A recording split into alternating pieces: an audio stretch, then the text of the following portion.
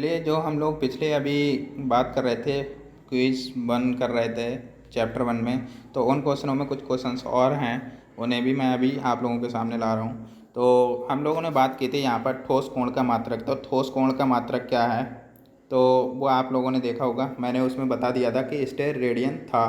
तो स्टेरेडियन तो हमारे यहाँ पर सॉलिड एंगल हो गया, हमारा एंगल सॉलिड एंगल हो गया। इसके बारे में आप लोग वैसे जानते भी होंगे, अगर किसी को ध्यान नहीं है तो मैं आप लोगों को थोड़ा ध्यान भी दिला देता हूँ कि फिजिक्स में आप लोगों ने जो गॉसियस में पढ़ी होगी, गॉसियस थ्योरम पढ़ी है, वहाँ पर आप लोगों को स्टेरेडियन एक ओमेगा से प्रदर्शित किया जाता है, तो वो आप लोगों को वहाँ पर देखना था। बट हम लोग यहाँ पर मैकेनिक्स में देखिए, मैकेनिक्स क्या, सभी चीज़ों का मतलब मिश्रण होता है मैकेनिक्स में, तो हम उन सभी चीज़ों को यहाँ पर पढ़ना पड़ता है, तो आप लोगों को याद तो रखना ही होगा। ओके, तो अब हम बात कर लेते हैं यहाँ पर कुछ ऑप्शंस भी हैं जो और दे रखे हैं, तो उन्हें भी आप लोगों को याद रखना होगा कि ये कहाँ से किस तरीके से आते हैं। तो हम लोग बात करेंगे रेडियन। रेडियन भाई किसका मात्रक है, क्योंकि ये आ तो सकता है ना, तो एक ही में मैं 3-4 क्वेश्चंस आप लोगों के यहाँ पर कवर कर रहा हूँ। तो 3-4 क्वेश्चन जब कवर कर रहा हूँ तो उसे आप लोग आराम से देख लीजिए। तो रेडियन, रेडियन किसका मात्रक है भाई, आप सभी को पता होगा कि जो हमारा कोण होता है, कोण का मात्रक किस में, कोण को किस में आप लोग दिखाते हो, आप रेडियन में दिखाते हो। तो कोण का मात्रक हो गया क्या चीज़ आपका, ये रेडियन। अब इसके बाद हम बात कर लेते हैं यहाँ पर जो सी ऑप्शन दे रखा है, तो वो सी ऑप्शन क्या है आप लोगों का, यहाँ पर पारसेक। और पारसेक किसका मात्रक होता है, ये आप लोगों ने अगर नहीं आता है तो ये भी देख लो, जो पारसेक जो मात्रक होगा वो किसका होगा, आप लोगों का दूरी का मात्रक होता है भाई। पारसेक हम लोग किसका मात्रक होता है, दूरी का। भाई जो लंबी दूरियां तय की जाती हैं तो उसको हम लोग पारसेक में डिफाइन करते हैं, तो ये दूरी का मात्रक है। और जो हमारा तीसरा एक ऑप्शन और है डी, वो है रेडियन प्रति सेकंड स्क्वायर। तो जो रेडियन प्रति सेकंड स्क्वायर है वो किसका मात्रक है भाई, वो आप लोगों को यहाँ पर देखो, कोणीय कोणीय त्वरण, कोणीय त्वरण, एंगुलर एक्सीलरेशन, कोणीय त्वरण होता है। एंगुलर एक्सीलरेशन की बात करेंगे तो ये हो जाएगा तुम्हारा एंगुलर एक्सीलरेशन। तो यहाँ पर हम लोगों ने चारों ऑप्शंस देख लिए हैं कि चारों ऑप्शंस में कौन कौन सा क्या था। अब इसके बाद हम बात कर लेते हैं सदिश राशि। सदिश राशि भाई कौन सी है, ये हम लोग 4 दे रखे हैं, तो 4 में सदिश राशि क्या है ये सभी आपको पता भी होगा। तो इसमें आंसर हमारा क्या है, ऑप्शन ए बल। बल एक सदिश राशि है।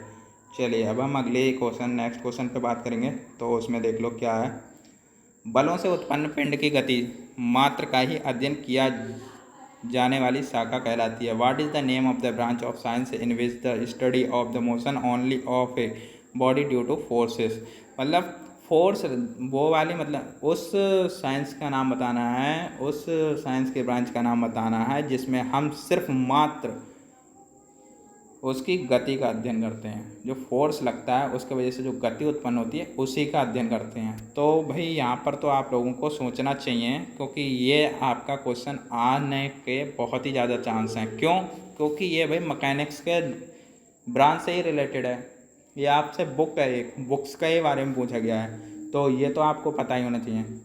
ये आ भी सकता है भाई, ये सबसे पहले दिन मैंने पढ़ाया था, सबसे पहला चैप्टर और सबसे स्टार्टिंग की चीज़ है। तो यहाँ पर हमारा जो ऑप्शन होगा वो ऑप्शन क्या होगा भाई, शुद्ध गतिकी विज्ञान, शुद्ध गतिकी विज्ञान।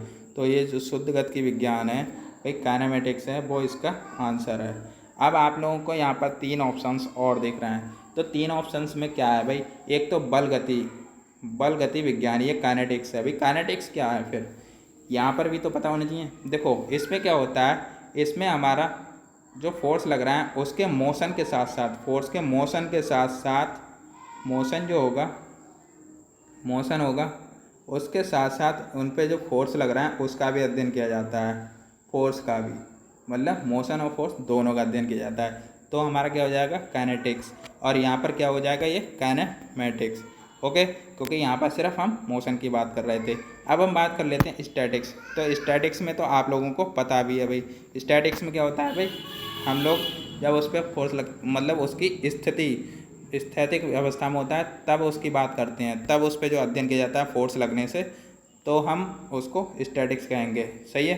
फोर्स लगता हो और वो गति अवस्था मतलब स्थिति अवस्था में ही बना रहा है, अपनी उसी पोजीशन पे बना रहा है, तब मतलब उस ब्रांच को हम लोग क्या कहते हैं, स्थिति विज्ञान, स्टैटिक्स। अब यहाँ पर आता है एक और ऑप्शन दे रखा है मैकेनिक्स आपको।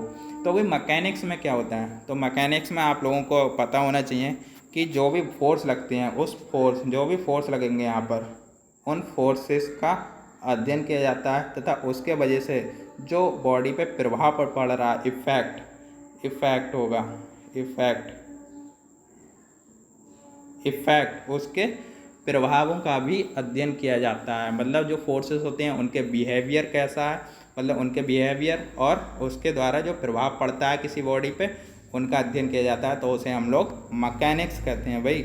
तो ये चारों ऑप्शन बहुत ही इंपॉर्टेंट थे, ये चारों आप लोग याद रखना, क्योंकि यहाँ पर ये चारों तरीके से क्वेश्चंस बन सकता है। ओके, यहाँ पर देखो क्वेश्चन एक था पर इसके आंसर के हिसाब से 4 बन गए। अब देखो अगला क्वेश्चन जो हम नेक्स्ट बात कर रहे हैं वो क्या है हमारा, एक अशक्ति बराबर है, मतलब unit 1 horse power equal to 703 watt होता है, 746 वाट होता है, 702 वाट है और 446 वाट है। तो इसमें जो आंसर्स दे रखे हैं उसके अकॉर्डिंग हमारा क्या होगा भाई, यहाँ पर जो आंसर्स बताए गए हैं उसके अकॉर्डिंग हमारा कितना आएगा, 746 वाट। तो 746 वाट ये हमारा क्या है, एक अशक्ति के बराबर होता है।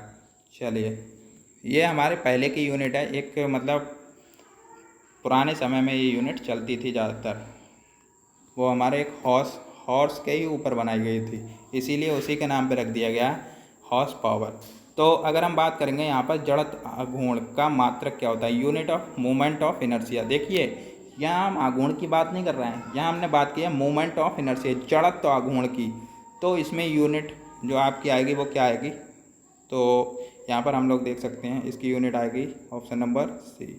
तो ऑप्शन नंबर सी मतलब किलोग्राम मीटर स्क्वायर। अब यहाँ पर अगर देखो किसी को नहीं आता है तो वो निकाल भी सकता है। निकालने की बात कैसे है, देखो मोमेंट ऑफ इनर्शिया किससे दिखाते हो तुम, आई से। तो आई बराबर हमारा क्या होता है, जैसे हम लोग एम आर स्क्वायर, यही होता है एम आर स्क्वायर। तो एम आर स्क्वायर देखो मास का क्या होगा किलोग्राम, और आर का कितना हो गया आपका मीटर स्क्वायर, यही तो होगा। तो देखो किलोग्राम मीटर स्क्वायर हमारा इसका आंसर हो गया। अब यहाँ पर और भी हैं तो उन्हें देख सकते हो, किलोग्राम मीटर भाई ये तुम्हारा क्या हो गया, ये मतलब ml बन रहा है एक तरीके से, यहाँ पर किलोग्राम मीटर स्क्वायर या न्यूटन मीटर।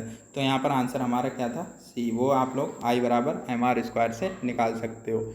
तो अगर हम अगले क्वेश्चंस की बात करेंगे कि कार्य का CGS मात्रक क्या होगा, unit of work in CGS। तो CGS सिस्टम में आप लोग देखो क्या आएगा आपका, CGS सिस्टम में क्या है, देखो जूल हमारा किसके में आता है, ये SI वगैरह यूनिट में दे रखी हैं। यहाँ पर हमारा जो आंसर है इसका वो क्या होगा, सी, अर्ग। ये मैंने क्वेश्चन ये भी बताया है आप लोगों को कि एक मतलब जो कार्य है, कार्य का जो SI मात्रक होता है वो तो आपका यहाँ से जूल हो गया, बट यहाँ पर क्या होगा यहाँ पर कितना हो जाएगा, अर्ग आ गया। तो अर्ग तुम्हारा क्या हो गया, CGS में हो गया। चलिए अब हम बात कर लेते हैं ज्योति तीव्रता का मात्रक। तो ज्योति तीव्रता का मात्रक क्या होगा, यहाँ पर आप यूनिट ऑफ ल्यूमिनस इंटेंसिटी, इसका मात्रक अभी मैंने कुछ दिन मतलब जो पहले अभी क्वेश्चंस कराए थे उसमें आपको बताए थे कैंडेला होता है, सही है। तो ल्यूमिनस इंटेंसिटी का जो मात्रक होता है वो कैंडेला होता है। अब यहाँ पर कुछ क्वेश्चन मतलब और भी दे रखा है, प्लस और यहाँ पर मोल दे रखा है और रेडियन। तो ये देखो दूसरी यूनिट है, रेडियन कोण का, मोल पदार्थ का होगा, प्लस तुम्हारा उसका होता है, वहाँ पर हम गॉसियस थ्योरम में जब पढ़ते हैं तो वहाँ पर हम लोग ये प्लस पढ़ते हैं। तो यहाँ पर आंसर हमारा कितना हो गया, कैंडेला के बाद हम बात करते हैं अगला जो नेक्स्ट क्वेश्चन है, शक्ति का मात्रक, that is unit of power के जो मात्रक होगा वो कितना होगा भाई। पावर का यहाँ पर मात्रक देखो ये हमारा MLT में लिखा हुआ है। तो MLT में जो लिखा गया है तो यहाँ से आप लोगों को बताना होगा कि आंसर क्या आएगा इसका। तो शक्ति का मात्रक क्या होगा आप लोग निकाल सकते हो। तो निकालने के लिए क्या है, क्योंकि निकालना तो पड़ेगा, याद थोड़ी होता है इन चीज़ों को, तो निकालना आना चाहिए। तो P बराबर कितना होता है, देखो P बराबर W/T होता है, W/T, T is the time, और W हमारा वर्क। तो वर्क किसके बराबर होता है, हमारा वर्क का मात्रक क्या होता है, न्यूटन मीटर। Newton metre. जब न्यूटन मीटर हो गया तो न्यूटन मीटर होने के बाद यहाँ पर ये समय का कितना हो गया, टाइम का टी। देखो टाइम को हम लोग टी से दिखा सकते हैं। अब न्यूटन को क्या होता है भाई, ये कुछ यूनिट्स होती हैं वो थोड़ी बहुत तो याद रखनी होंगी, वरना सबके लिए निकालना ज़्यादा वो रहता है। तो एम न्यूटन मीटर मतलब